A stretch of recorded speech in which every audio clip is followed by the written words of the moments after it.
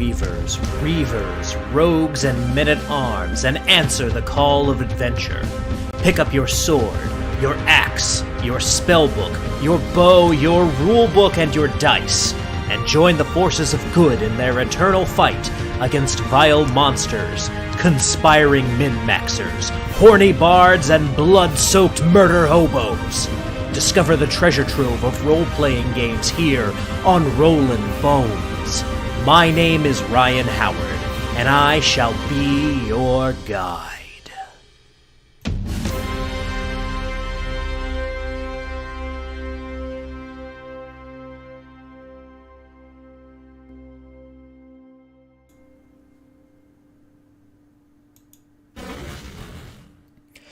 Good evening, Boneheads, and welcome back to Rollin' Bones with Ryan Howard, your RPG treasure trove, where we are making old school young again. I am your host and king of the Boneheads, Ryan Howard, and you guys all know who this is. You watch Rollin' Bones, you know exactly who we're talking about tonight. The rocket ship has landed. It has come all the way from beyond Planet X. Joining us tonight to talk all things Big Eye Chungus, ladies and gentlemen, one of the greatest indie game designers in the universe, in the galaxy, in maybe any universe, Levi Combs. Levi, welcome to Rollin' Bones. Hey man, how are you? I'm doing great. How are you? Very well. Very, very well. Awesome. Well, like I said, you've got this project that is, coming right down to the wire as we are actually doing this show right now, and that is the zine Big Eye Chungus, yes, sir. Which is all about the monster that everyone knows and loves that is known as the Big Eye Chungus. That's so right. we're gonna we're gonna talk a bunch about that because I, Ryan Howard, and those of you who like to clip things, you can go ahead and clip this. I am a fan of Big Eye Chungus's. Big Eye Chungus's, Eye Tyrants, Eye Beasts, Death Perceptors. Those are among my favorite Meatballs creatures. of Doom. Absolutely. Yeah. Meatballs of Doom. All sorts of Chungai. Mm-hmm. And so we're going to talk all about that. We're going to talk about this project, and we're going to talk about the present and the future of Planet X games, because there's always a lot to discuss there. You are a man with many irons in the fire at all times. I try. I got a lot of ideas in this head. I got to get them out. Mm-hmm. It's actually something interesting that I saw from our mutual friend Diogo Nogueira. He was tweeting a few days ago. And I can't remember kind of what the context was. I think he was just giving out advice for starting in like making your own games. And the thing that he said right off the bat was have at least 2 projects to start with, which I thought was interesting because I've been trying to start publishing for a couple years at this point, and it's just, finding the time to actually write. But I've hyper-focused on let's do like one project at a time. And to hear the advice of you need to have a couple projects going at once, that I think kind of made a couple things click in my mind for me. Yeah, Diogo's awesome. I'm on that same thread that you're on Twitter. And he's right. I mean, at least for the way that I like to do things. I find it, so like, a lot of times, like, you were saying, you get hyper-focused and you get really deep into it. And you'll just, you're just zoned in and just zeroed in on this one thing. But I find that if I have a couple different things going on at the same time, if I'm working on several different projects, when I get into a tough spot, I'm starting to get burned out on, writing this one area, I can go to the other one and it's fresh. It's all about different stuff. There's, different things going on. And, it helps me to, A, to not get burnt out, and B, you can often find that one project will kind of inform another. So, you'll be, over here, you're writing something about, deep subterranean, vaults of darkness, and over here you're writing something about, a wizard's tower and a forested glade, and you'd be surprised how like the two will kind of like one will inform the other sometimes. So yeah, I mean, it just I just find it almost therapeutic because you can switch from project to project to keep from getting burnt out. Mm-hmm. Yeah, and it really is amazing how working on another project or working on something that's completely different from what you are kind of originally setting out to work on will help kind of inform the other project. Like I'm just thinking about how many times I've been watching a sci-fi movie or like a regular modern day set action movie and thought, hey, this would be something interesting for my fantasy D&D game. Oh yeah. Yeah, what Robert Heinlein said, all the best ideas are they've already been done. You're just stealing. Mm-hmm. So, he has a crazy timeline of ideas in one of his books. I think Pass Through Tomorrow. And when you go and look at it, you're like, yeah, pretty much anything you can pick from today, you can go back and look. They did it in the 30s, in some fashion or form. But yeah, I mean, he's kind of having a crack at other writers, but he's not wrong. Mm-hmm. Yep, and then Richie Blackmore from Rainbow said, you either have to be a genius or a clever thief. Yeah. Oh, man, Rainbow. I haven't thought about them in a hot minute. Mm-hmm. Oh, man. But yes, we have this zine called Big Eye Chungus, all about the Big Eye Chungus, everyone's favorite monster from the number one fantasy role-playing game of all time. So let's kind of dive right in here. What is this zine or this project? What's kind of the utility that this zine is looking to fill for players who are going to pick it up? Well, first, don't think that it's going to be all about the coolest monster to ever float through the halls of a dungeon and disintegrate people with crazy eye beams, because again, it's not there's a big deep dive into the Chungus. And all its variants, and we go to some crazy places. There's almost a dozen variants in there. Like I said, we go to some very interesting places with it. But it's also about like ecology and layers and tactics, without going into like deep, like boring territory where you feel like you're reading like a textbook. I'm not a fan of that kind of stuff. I don't need to know like the sleep cycle and all that stuff, but I need to know like what are the most important things about this thing so that I can bring a little fun to the game. So there's a lot of that, and there's some interesting charts and some tables, some cool things you can roll your funny little dice on. But the variants are a big draw, because we made sure to not like try to duplicate anything that we'd seen before. I'm not trying to make a bunch of copies of stuff you've already got in like 4 or 5 other books, and just a bad copy of that. I wanted to bring some new and different stuff to that. But one of the really big draws in this book is the art and the design. I teamed up with a New Jersey-based graphic designer and artist, Cheese Hasselberger. Mm-hmm. He's worked on did a few small things in some other books, The Phylactery and some other stuff. But this one, he did all the art, he did the cover, he did the layout, and man, just turning that over to him and just giving, having trust in his skills and abilities, that was the best choice ever, because he really, really delivered on this thing. I mean, it's a gorgeous little zine, very cleverly designed. It's got great illustrations that, the more that you look at them, the more things you see. It's not just it's some stock art illustration or just some. He took his time with it, and he put some very interesting details. And he has a very hyper stylized and intricate style. So it's a little bit of Wally Wood and a little bit of like real hyper detailed. And very stylized. Cartoony is not the right word, but it definitely has almost like comic book feel to it in some spots. But then, he'll do like the piece on the next page will be like this ferocious, awesome looking monster that's disintegrating somebody or chewing somebody in half or something. It's just he's got a very interesting and dynamic style, and I was very, very lucky to be able to get him. But also for him to take such an interest in the project, and to he didn't call it in. He didn't he really delivered. And if I'm not mistaken, Cheese is the same guy who did all of the, I believe he did all the weapons in the 321 Action main book, and I think he did a lot of the vehicles in Children of Uma as well. I'm not sure. I know that he did a ton of art for John McGuire's 321 Action System. I want to say that the Children of Uma art is Tim Burns.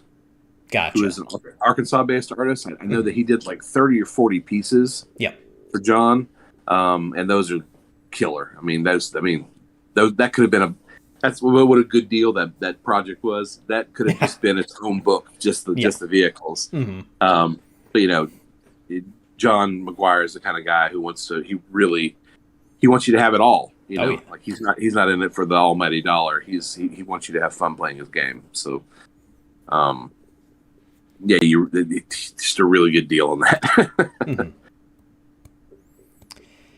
Yeah, and we have a chat here from Paul Catrone. He wants to know how you go about finding all the awesome artists that you work with. So going back to my very first project, I had a little help from a friend of mine who was an art director for Frog God Games, Casey Christopherson. He's been on your show before, I think. Yep, absolutely. We need to bring him back on. Yeah, great guy. He's doing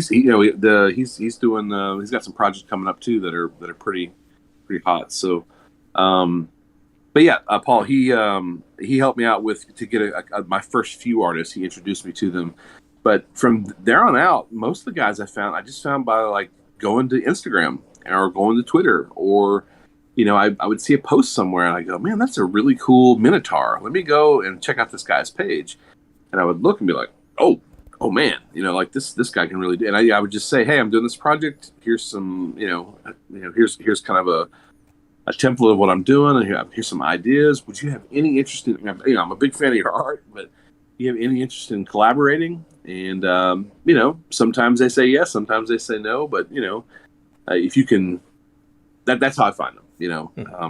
And just be a good collaborator, and word will get around to other artists. Because the same way writers and publishers talk about, artists that they work with or graphic design, artists talk the same way about us, whether or not we're easy to work with or whether or not we're dicks. Like they're pretty, they don't want, if they have a bad experience, they don't want somebody else who's an artist to have a bad experience either. So it's the same vice versa. So Absolutely. Yeah, and the two creators that I kind of most associate with Planet X art-wise, I believe, are both Casey projects, because I think it was Casey that pulled Ed Bickford from comics into role-playing. He was, yeah. So I think, if I'm remembering correctly, Ed's first work was with Planet X, with me. Mm-hmm. And we did a couple projects together, and then, he's obviously so talented and so good.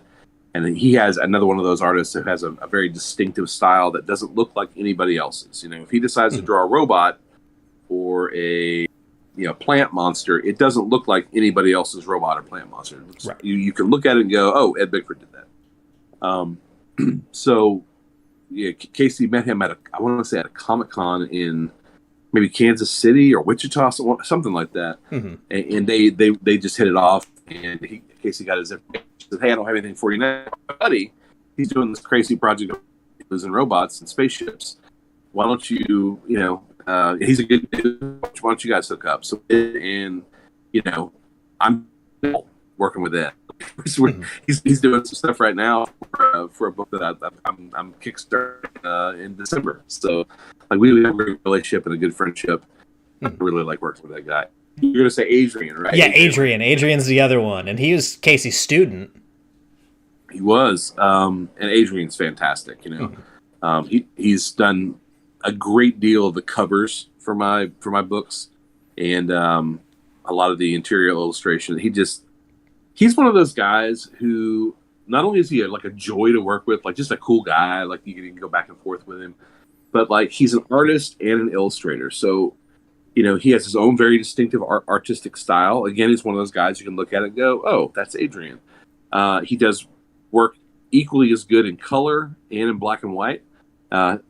His color palette for covers and color interior illustrations is just insane. They really pop. But he's also an illustrator, so he's very professional. So if he says, I'm going to have these 7 pieces for you by this date, by the date or before, you have all 7 of those pieces. And if something needs to be changed, or, somebody's hand isn't turned the right way, or, maybe the flames need to be green instead of, orange, he has zero problem about going back and fixing that within reason. He's like, he doesn't want to go back and fix something 15 times, but he is just as invested as you are in making. He's not just there to get a paycheck. He wants his legacy of work to look good. Yeah. And when people go back and look at it 10 years from now, they're like, that's a great cover. And he just delivers straight across it. He's awesome. I hope, I'm pretty sure that one day the software companies will snap him up, but if I could, I would work with that guy forever. He's just that good and that easy to work with, and a delight. Absolutely. Yeah, and as I've been kind of formulating my own projects, I've had moments where I've been like, I have this thing that I really, specifically his name comes to mind. Like, once I get to the point where I can hire artists for this thing, I want this to be something that Adrian does if he has the time for it. Well, why don't you reach out to him? I mean, we're not running a cult over here. Give the guy some work. Absolutely. Absolutely. Now, since Ed Bickford has come up, I know, this idea might have already occurred to you, but why didn't we get Ed Bickford drawing some kind of robot Eye Chungus in this book? Oh, well, when I pitched this project to Cheese, I said, "Hey, I want you to do the cover. I want you to draw everything. Gotcha. I don't want you to be anybody else's art in it. It's just you and I." So that's when it comes down to it. That's why. Although Cheese did, it's not a robot Chungus, but it is a clockwork Chungus. Gotcha. And he did a very cool illustration for that. And that's actually in the preview. If you go to the Kickstarter, there's a little preview page in there, I believe, that has the clockwork Chungus on there. There's the Ion Chungus and the Void Chungus and the blind albino Chungus. There's all kinds of Chunguses. Yep. But that was the one. That's one of the ones that really stands out. Very, very cool. Absolutely. And Lou has joined us here. Lou, welcome. Thanks for swinging by. We were just talking good things about you before we went live. Absolutely. Absolutely. Always good things about Lou. We never mention the bad things, and let me tell you, I got a notebook filled with bad things we could say. No, I'm just kidding. We're going to give that guy a big head. Shirts are horrible. No. I can't talk crap about the Hawaiian shirts. I love the Hawaiian shirts.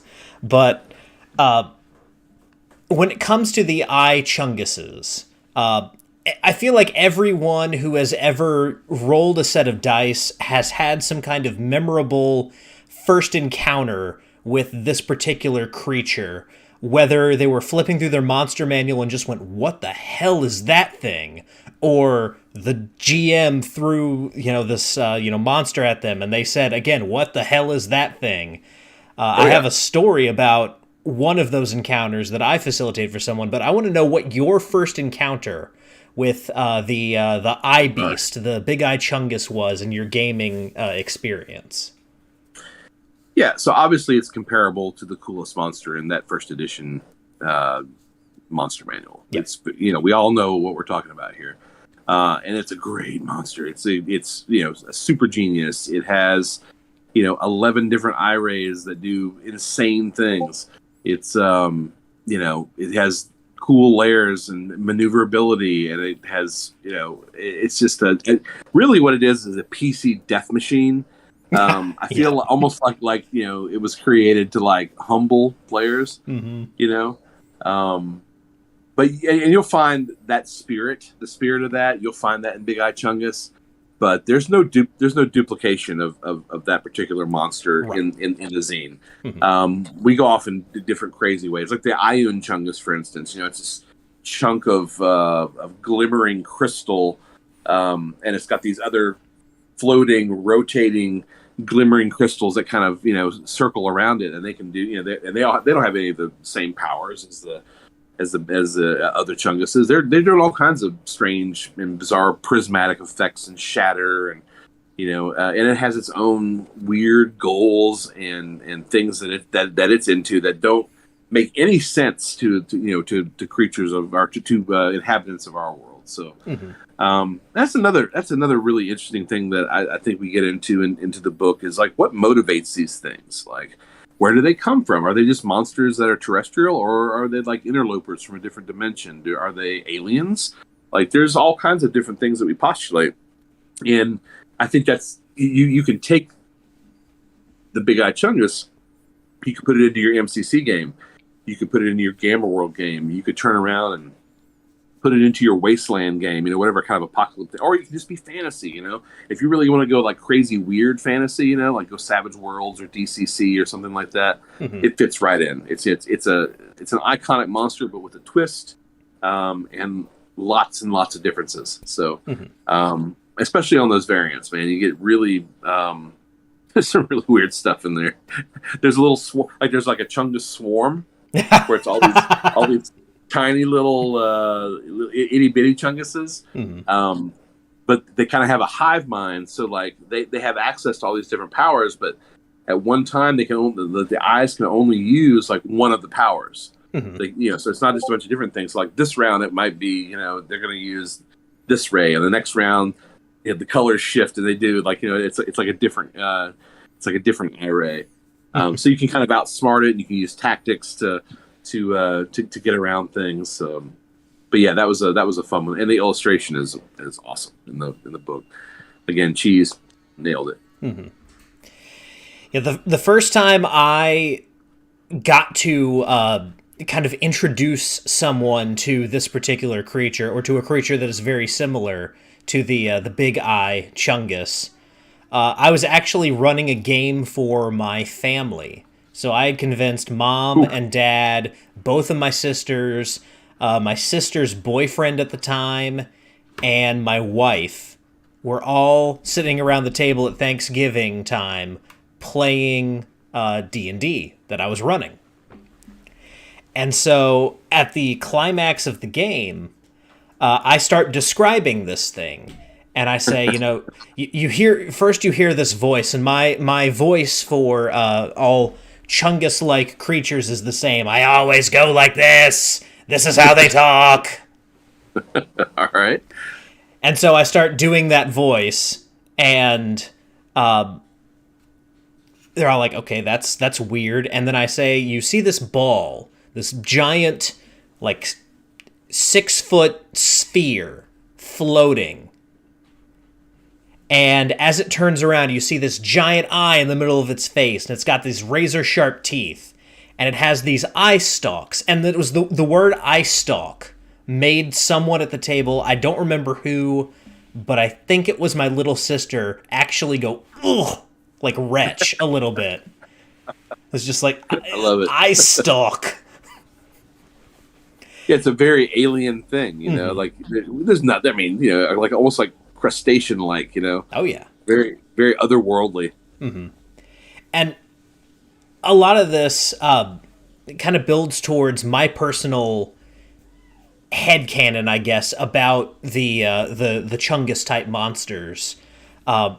They are aberrations, according to the monster manual, at least according to the 5e monster manual, and I think most all of the ones that came before. And aberrations, all of the text about them is no one knows where they came from. No one knows precisely where these things came from, and they encompass not just the Chungus types, but also Nothics, Gith, Mind Flayers, and the Gith and the Mind Flayers have spaceships. So because they're all lumped together as aberrations, my headcanon is the Chunguses are aliens. They're space aliens. And specifically, they hail from a planet that looks like a hollowed out rock version of one of them, because the only Chunguses can only be born by the dreams and machinations of other Chungai. So Okay. All right. where I they like have that. come from has to have been like the ultimate Chungus. Yeah, I actually get a little bit into that in the zine, where we postulate. Well, one of the there's all these different ways, like how did they get here? What are they? Where do they come from? And one of the things that we kind of expand on is a planet-sized Chungus. This, like, do you remember? You ever read like Green Lantern back in the day? They always had Mogo. He was Mogo was the big Green Lantern that had the big swath of green across the planet. Yeah. Yeah. So and there's also Ego, the Living Planet. There's all sorts of stuff in comics and pop culture where you have these planet-sized beings with these great powers. So we just did the Chungus version of that. But there's a great little adventure seed, and it's one that I've used often in there as well, where a meteor streaks from down from space and crashes in this this town on the edge of the hinterlands, or some far town that's a little settlement with just farmers and crops and logging and things like that. And out of the crater, this meteorite or meteor orb or whatever it is cracks open, and out floats a Chungus. Again, because they are these super genius creatures. They're very extremely cunning, and they're very intelligent. And then all the traditional powers are, half of them are geared towards just being a dick. Like, Absolutely. Doing all fear and charm and all these crazy things. But, I realized I didn't answer your.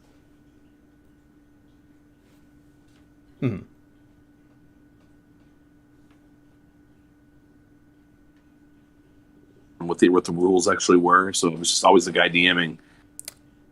So I want to say that, like, the most memorable one that I had was a near TPK. It was 9 players, and I want to say it was 7 or 8 of them were killed, and then I had a layer that was all hollowed out with.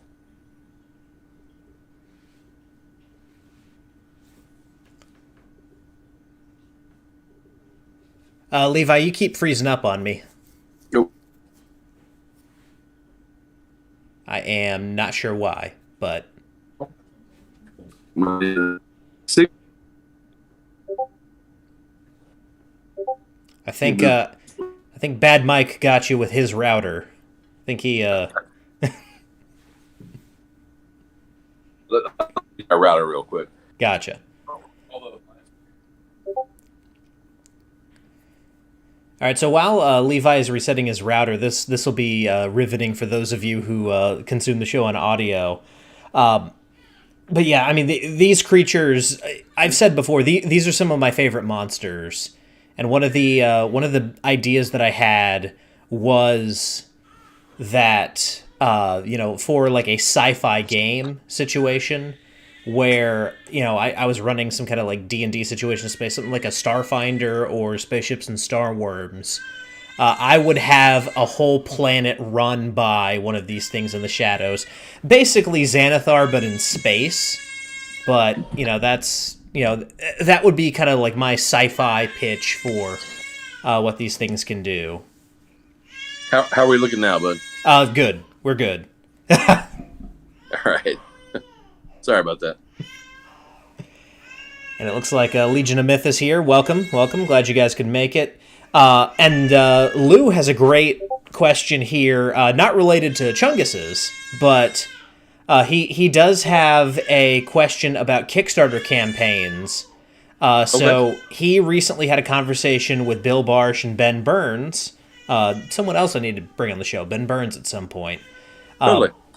But they were debating about the best length for Kickstarter. So, what are your thoughts on the best length for a Kickstarter campaign? Do you have any thoughts about that?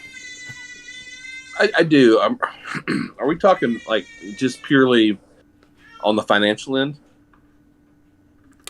Looks like Lou actually just ducked out. So, yeah, sure. Let's take that angle at it. There are a lot of people who have like ran these numbers, and people who are way smarter than me who have spreadsheets and all this stuff. But what I found that works best for me is I choose a date where I straddle 2 pay periods. Mm-hmm. I don't make my campaign too long. I don't want it to be 30 days. I usually go for 21, sometimes 20, sometimes 22, just to kind of depending on where the date falls. Mm-hmm.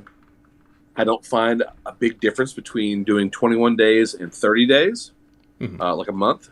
Other than I see more drop pledges over the course of a month because, people get into a tight spot sometimes and, they're thinking, am I going to, how am I going to juggle this? So, I just find I have less drop pledges from 30 days than 21 days.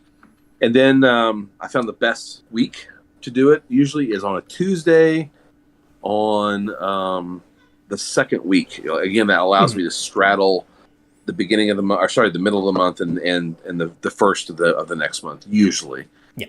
So you get 2 pay periods in there. But financially, that's just that's kind of my model. Mm-hmm. But for the non-financial part, it's as far as like length or like when to do it, there's the doldrum months. In the summer is the summer months kind of have they're a little bit slower sometimes. Yeah.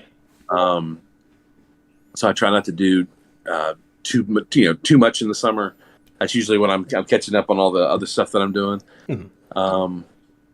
But yeah, I mean, it depends. Like, are you doing your own stuff? Are you doing something for DCC? Are you coinciding your launch with a launch of a bigger product? I mean, there's all these little variables, but yeah, there are people who are way smarter than I who have done the spreadsheets and done and done all the gotten way into it. But that's been my model. So, Gotcha. And it seems like Ben Burns was agreeing with you in the conversation that Lou was having. No. So. Yeah, I like Ben. Mm-hmm. And if I've met Ben, I don't know that I had actually met him specifically.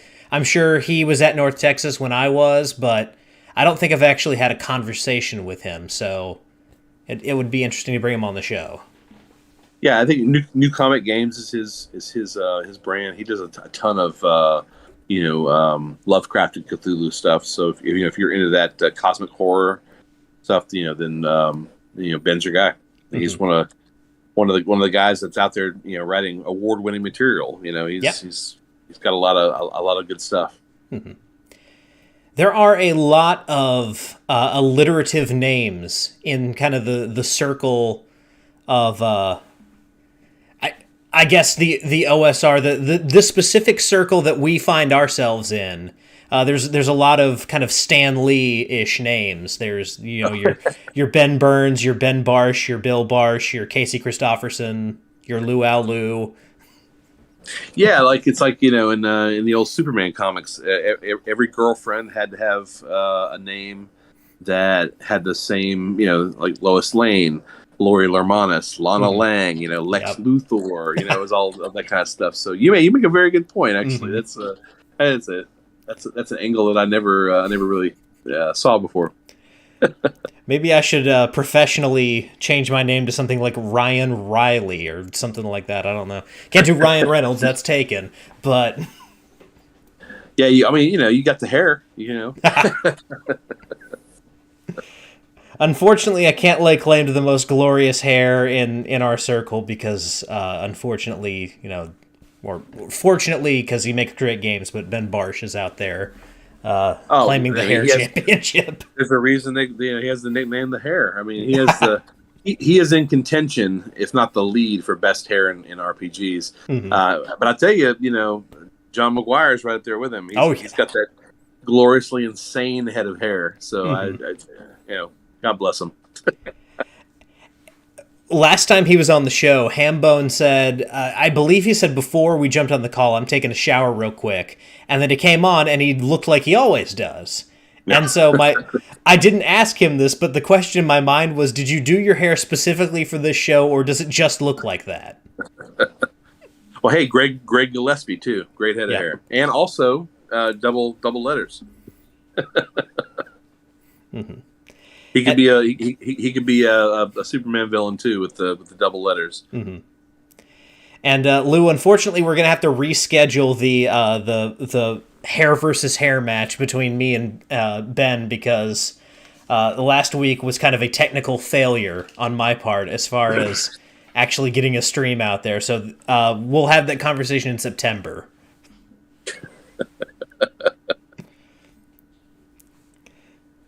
Who would be the best special guest referee? I feel like it needs to be someone either also with glorious hair or someone bald. Oh, Tom Tullis. You got to have, I mean, or hey, or Skeeter Green if you're Yep. really going to go for a bald guy. Mm-hmm. Why not go with the alpha bald? Yep. We might have to do like a lumberjack match where, Tom Tullis, you, Skeeter Green, everyone just like surrounds the ring. Jen Glazer did the funniest thing at the cons this year. Tom couldn't attend for various reasons, so she kept taking pictures with bald guys at the cons, of which there are many, as we all know. Yep. And tagging herself on Facebook with Tom Tullis, but it was a different bald guy each time. Glorious prank. Oh, Talanian. How could we forget about Jeff Talanian? He's got to be involved in this somehow. He's like the alpha sword and sorcery guy. I mean, he's the pinnacle. He's the after you defeat all the other bosses, you get to Talanian. Yep. Absolutely. But yeah, there are like three prevailing hairstyles amongst kind of the North Texas crowd. There's bald, there's shaggy, and then there's the kind of somewhere between bald and shaggy. I think the style you're looking for is I've given up. Yep. I kid though, guys. I love all of you. Every single one of you. And I can't make too many cracks about that because most of you make up my audience. So Mine too. If I keep making fun of people for not having hair, then suddenly I'm going to have a whole bunch of hair and no audience. So, but yeah, you mentioned before we came on the air, obviously this is a zine project. You've done a crap ton of zines already. You did mention, though, that you've got some modules that are coming up soon, and you've got, already, kind of planned out the next few projects. So as far as what you've got in the immediate future, what would you care to share with us here about, the future of Planet X? Sure. I've got, so yeah, you're right. Definitely making a switch over, and not a switch over, just kind of just changing course for a while, because we really have been zine heavy the last year and a half or so. I mean, obviously, we did Jungle Tomb of the Mummy Bride for DCC, which is a big 148-page hardbound book. Mm-hmm. But almost everything else has been zines, and it's just I've gone and done Weird West zines. I've done retro sci-fi zines, done a bunch of fantasy stuff. I've continued on with the phylactery because I'm at heart I'm a huge fan of zine culture, and I really like the format because, as I've said on numerous other shows, like a zine is like a concentrated blast of something cool. Mm-hmm. Like you're really getting like a genuine like artistic vision told in 48 pages. Like boom, it's like just like kind of a shotgun blast to your face of just a ton of content.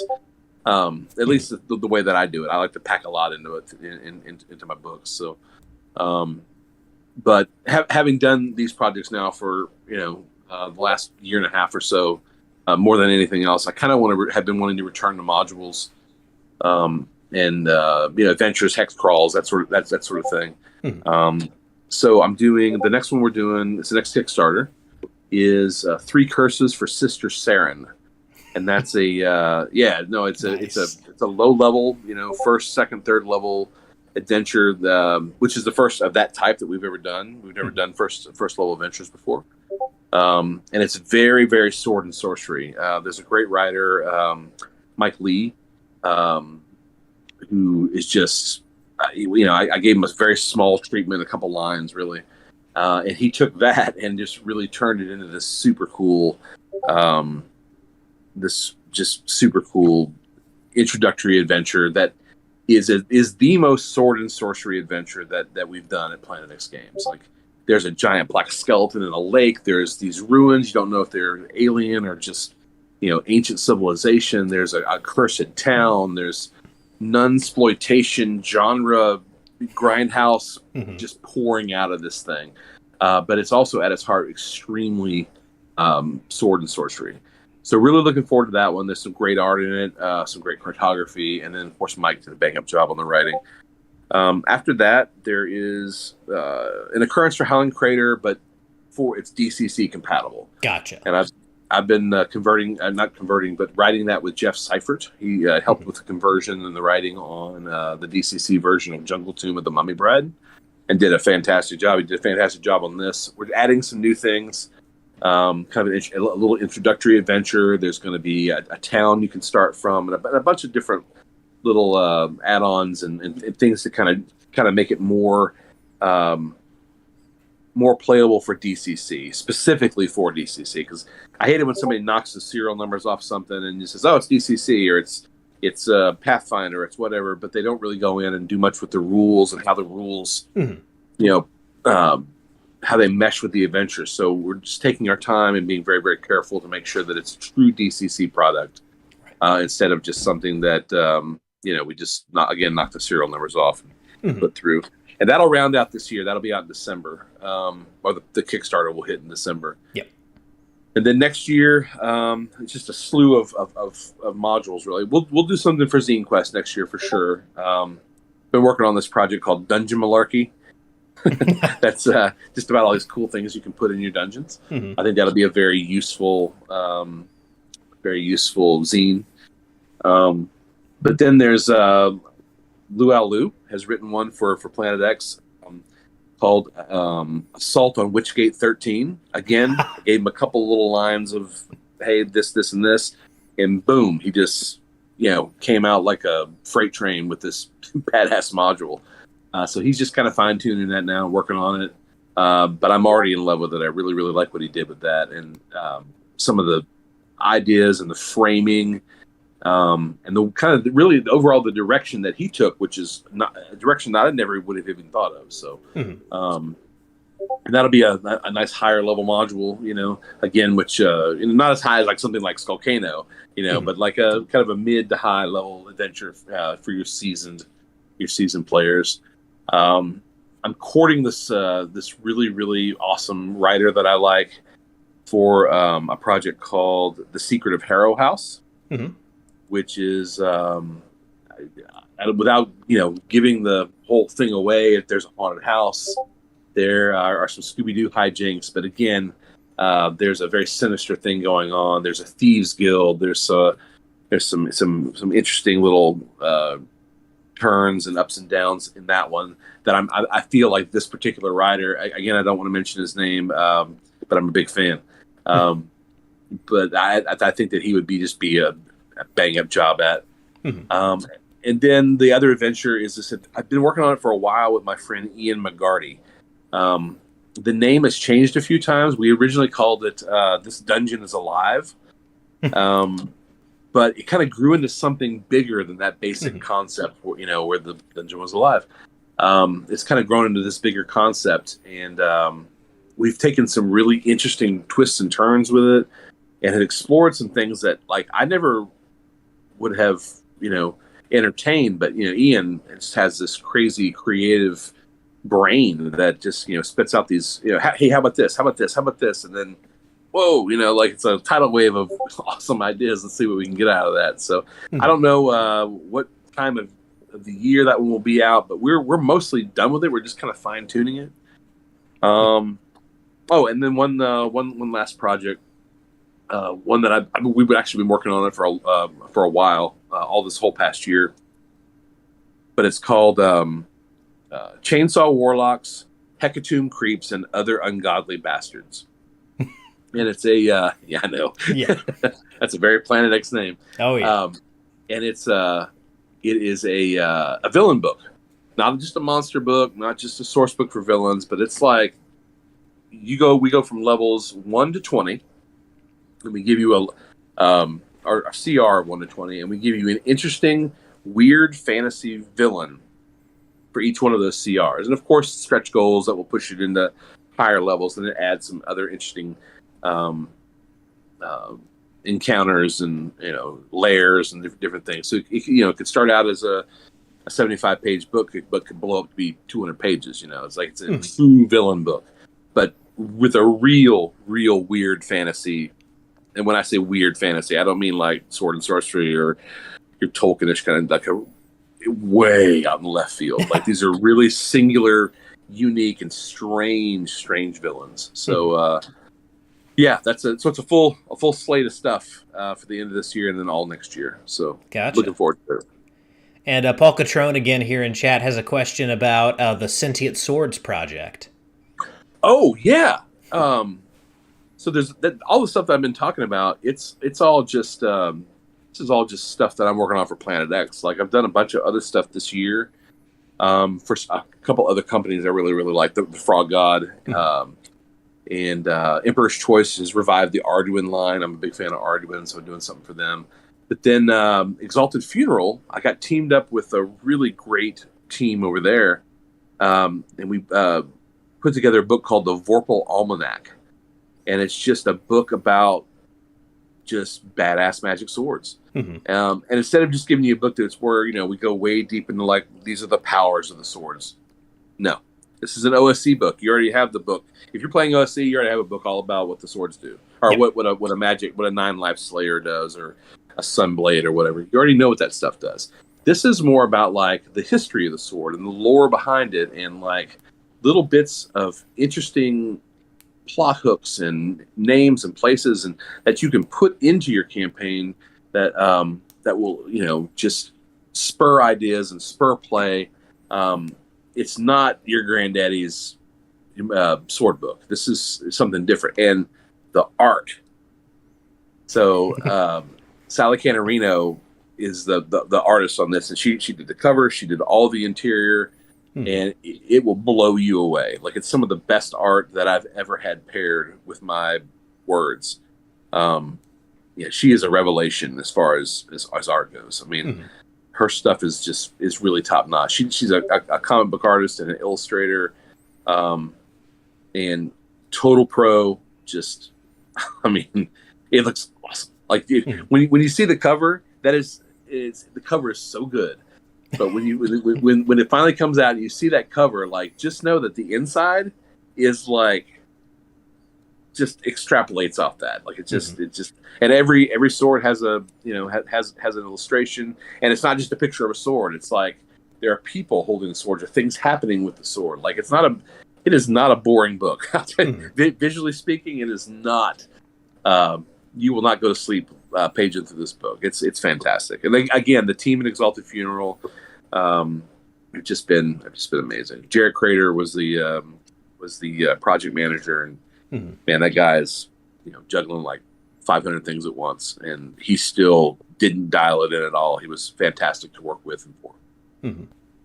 Yeah, the Exalted Funerals put out some great stuff, and obviously that's the retail home of Planet X as well. Oh, if yeah. you want to get some Planet X stuff. If any of the stuff that we've talked about has piqued your interest, you can find it at Exalted Funeral. One thing I will say, especially with the DCC version coming out, it's been a while since I told this story, but when I first read An Occurrence at Howling Crater, I knew that you had sold it with barf bags at one point. I did, and I thought, okay, that's oddly presumptuous. This is it's a book after all. This is an RPG supplement. What's it really going to do? And I started reading some of the descriptions, and I felt sick to my stomach. And I was like, that's why Levi sold barf bags with this book. And I mean that in the most complimentary way possible, because it's an homage to Hills Have Eyes and other, similar kind of mutant hillbilly type horror movies. So the fact that you got that just from text, No, Thumbs up. I appreciate that. Yeah, yes. The new version will also have a new version of the barf bag, but I'm also hoping that we hit the stretch goal because I want to do 3D glasses, and I want to have a whole section that you open up and it's in 3D. Nice. So like there'll be a.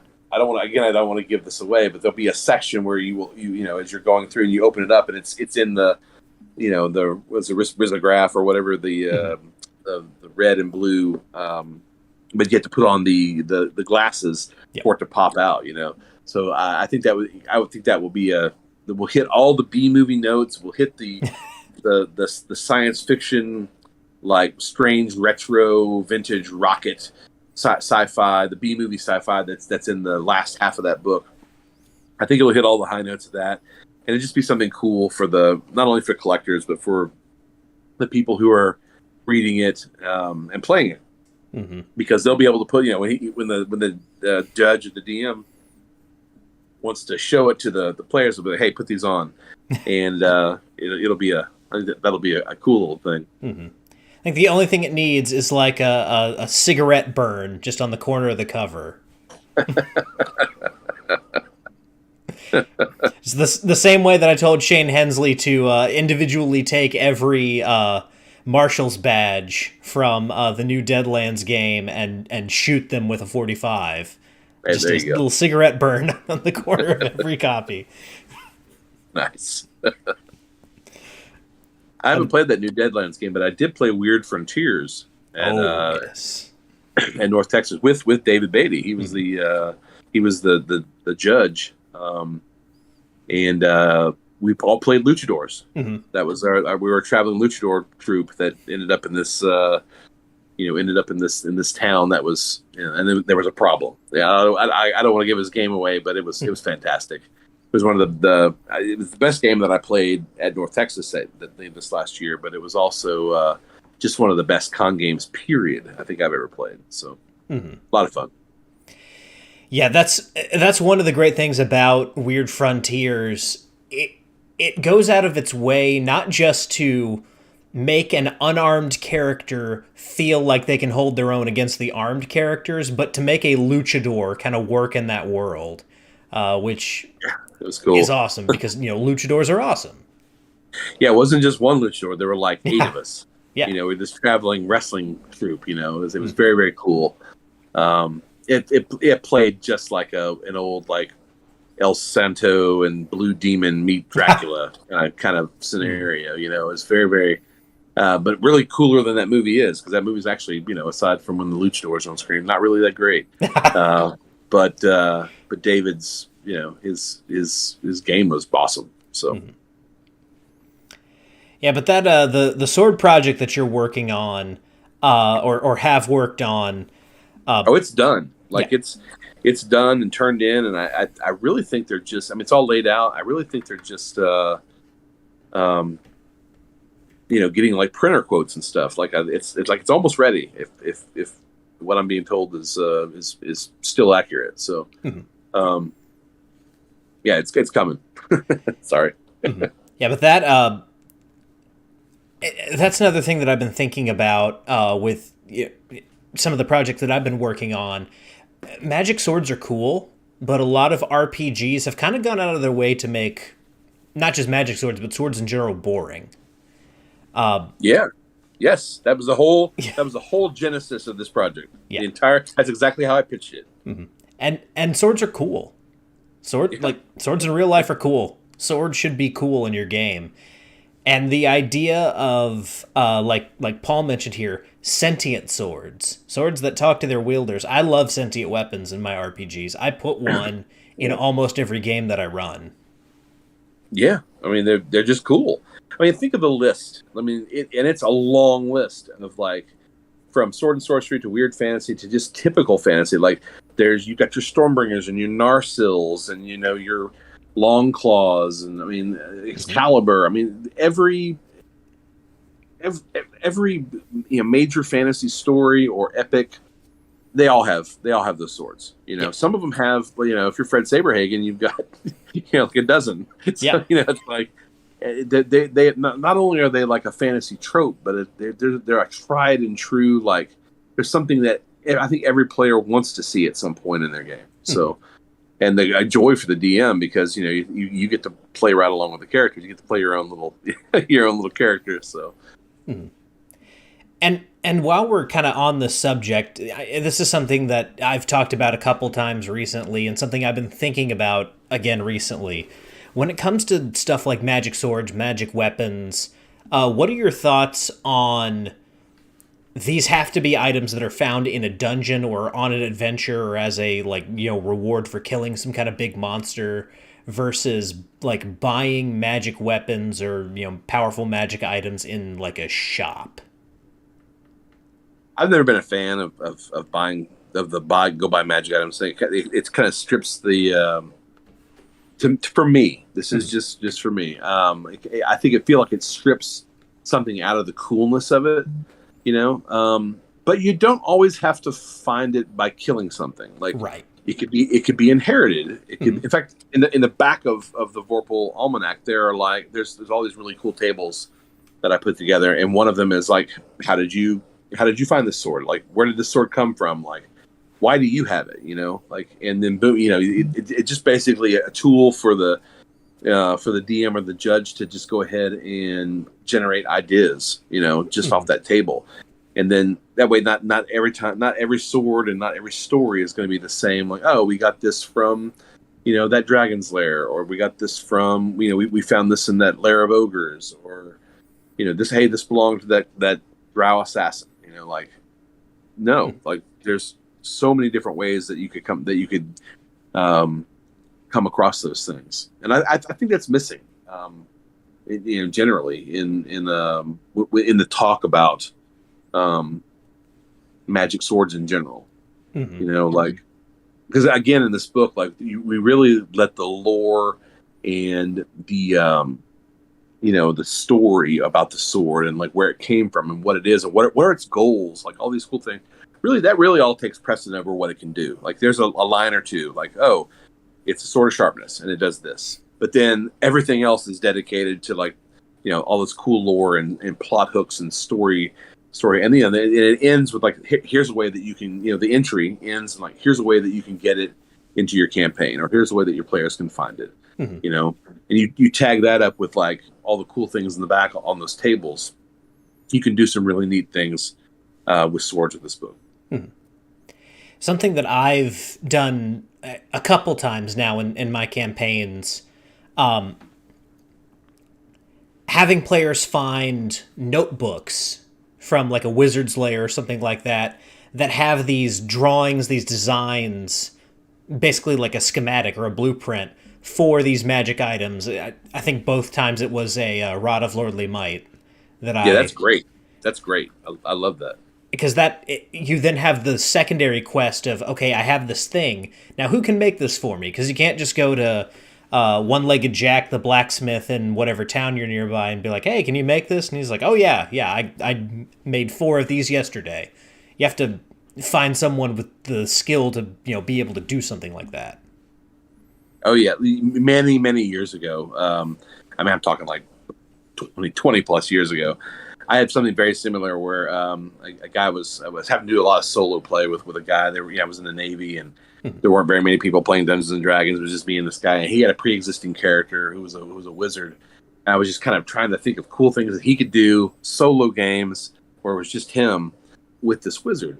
And one of the things was he found something very similar for a staff of thunder and lightning, where, hey, here's how you do it. Here's all the things you need, but now you got to go out and find them. So I had this big, broad list of ingredients and places and things that he had to go do to put together this staff of thunder and lightning.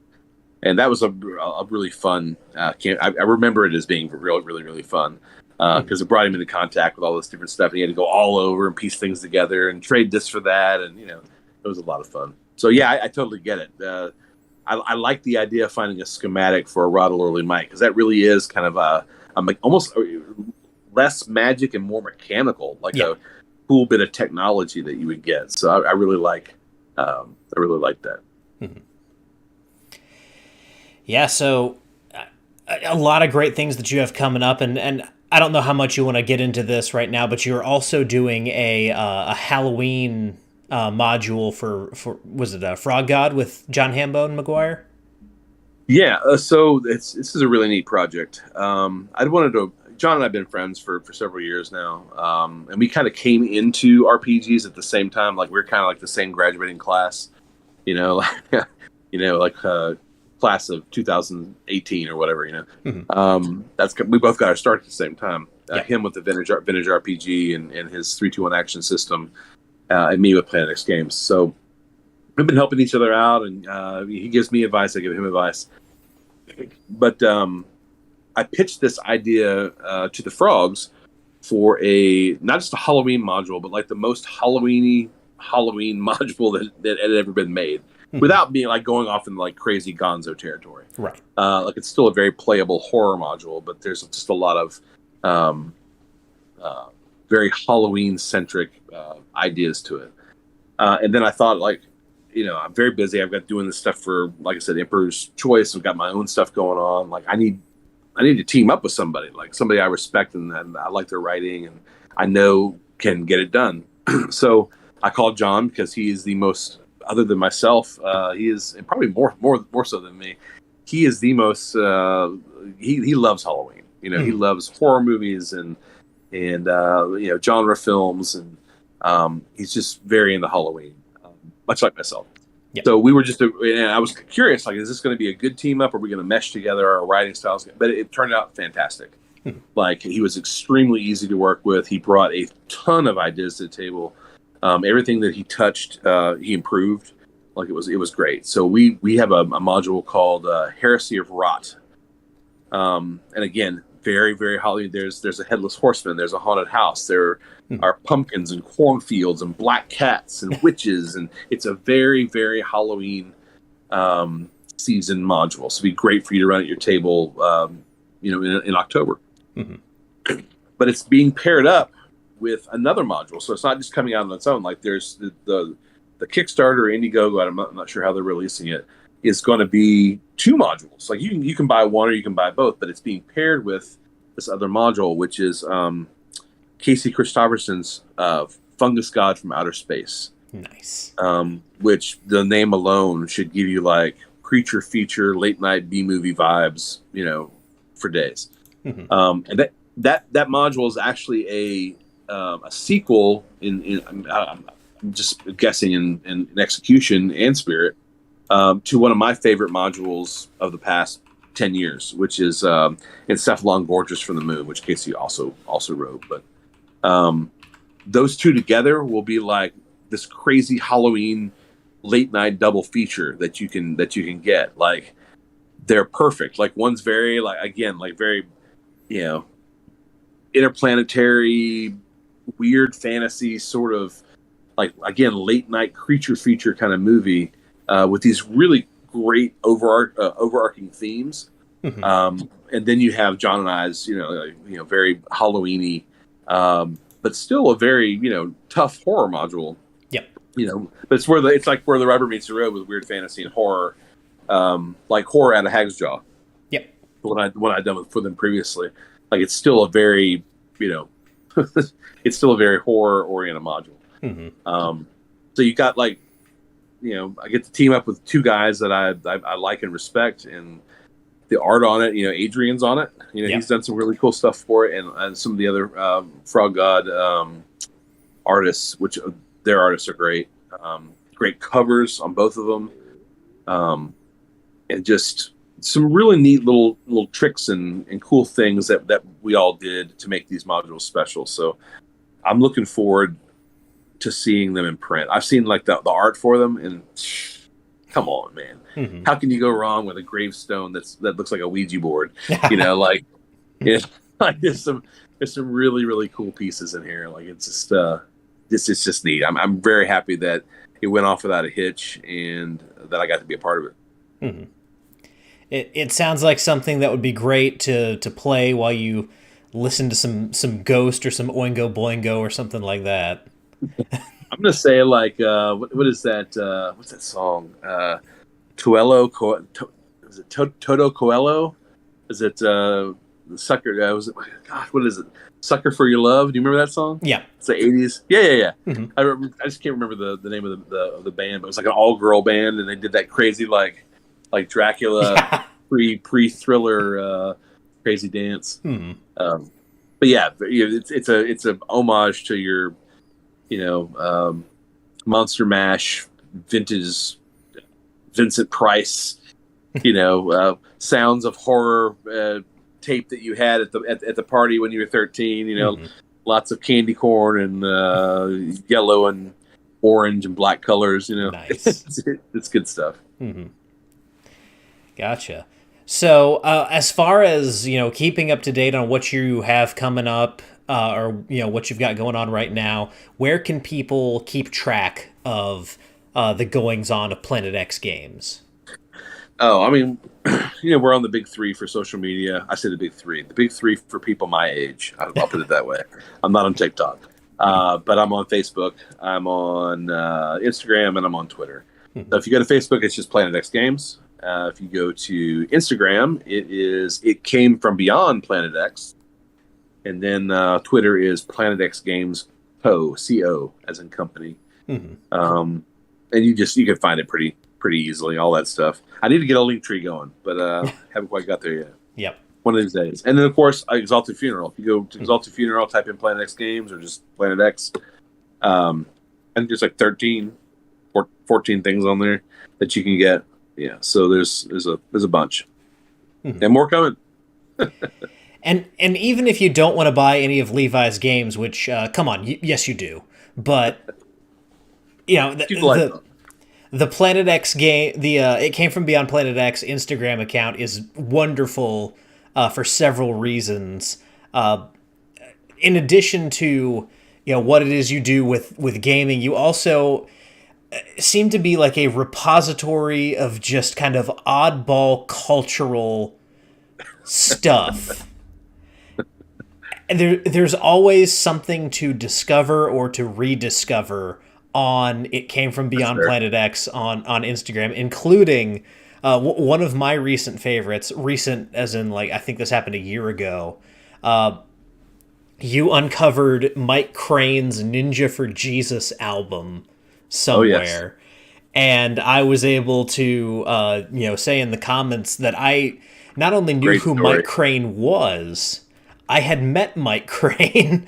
I had gone to the camp that he owned in East Tennessee, because my dad was a football coach, and he every year would run this 8-man football tournament, and the teams would go to chapel where he would do his ninja stuff in chapel. He'd like cut watermelons on football players' stomachs and stuff like that with a samurai sword. He's a wild man. Unfortunately, he went down for some sex crimes. Yeah. But the Count Dante of Tennessee. Yes, the Count Dante of East Tennessee. Exactly. That's a great way to put it. Yeah, that Instagram page got started around the same time that I started Planet X, and it really just reflects my love of pop culture, of genre films, grindhouse films, exploitation films, comic books, and just odd little nuggets from nostalgic bits from my own childhood. Mm-hmm. That's why a lot of the stuff you see is like from the 70s till now, not really too much older stuff, unless it's like Creature from the Black Lagoon or like, mm-hmm. Hey, here's a picture of Adrian Barbeau or something. Like I think yesterday I posted a picture of Jodie Foster's crimped hair. It's just such a bizarre photo. I had to share it, but I'm always this is kind of like a stream of consciousness kind of thing. That's like whatever I'm ingesting and taking in at the time. Like I was thinking about Mr. T cereal the other day, so I had to do like a 5-paragraph post on Mr. T cereal just because it's so. You think about it, like you think about like Mr. T and where he came from, and like how he was like a god in the 80s. Mm-hmm. Like, and he's got his own cereal, and it's like there's a rap song about being nice to your mom, and there's all this crazy stuff. But like, what an icon! So I had to do a little deep dive on that. But his weird cartoon series where he coached a Yes. gymnastics team. Yeah. Like what? But without that, you'd have never gotten something like Mike Tyson Mysteries. Like you Yep. never gotten that without Mr. T's and the T Force. Yep. That's the good stuff. Yeah, and that's I draw a lot of inspiration from that stuff too. It keeps me like fresh and like keeps me always looking for something new, and all that stuff informs the stuff I put in my modules. So there's a lot of Easter eggs in my zines and books. So if you have a eagle eye and a little bit of a knowledge of pop culture, you'll catch them. Mm-hmm. Absolutely. Well, Levi, thank you so much for coming on. These conversations that we have on this show are always a blast.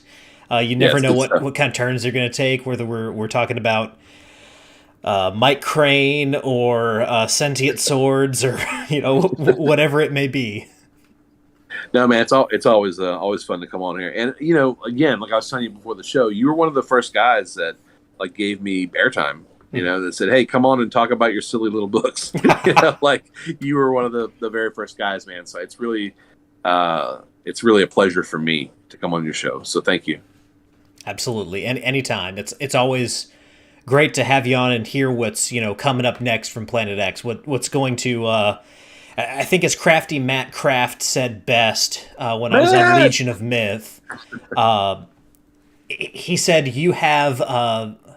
It was something like Levi Combs has direct access to my wallet or something like that. Oh. Thanks, Matt.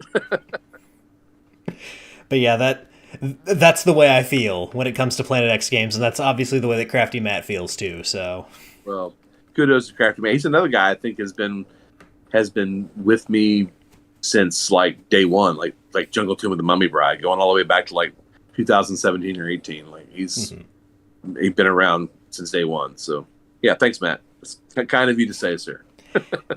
Absolutely. Well, guys, that's going to do it for tonight's show. Thanks again, Levi, for coming on. Thank you for all of you who have been watching live. The tech god shined on us. I think my problems are over. I will I don't know, pray in the direction of Microsoft headquarters 5 times to make sure that my computer doesn't crash again between now and next week. So, hopefully next week will be fine, because next week we have a newcomer on Rollin' Bones, someone who's never been on before, and that is Matt Gullett. He's coming on to talk all about the Long Con in Longview, Texas, a convention I've never been to but heard great things about. So if you guys want to hear about the Long Con, want to hear about what Matt has going on besides that, next week we'll be talking to him. So until then, whether you rolled a 1 or a 20, I'm so glad that you all rolled your bones with me, Ryan Howard, and I will see you guys next time.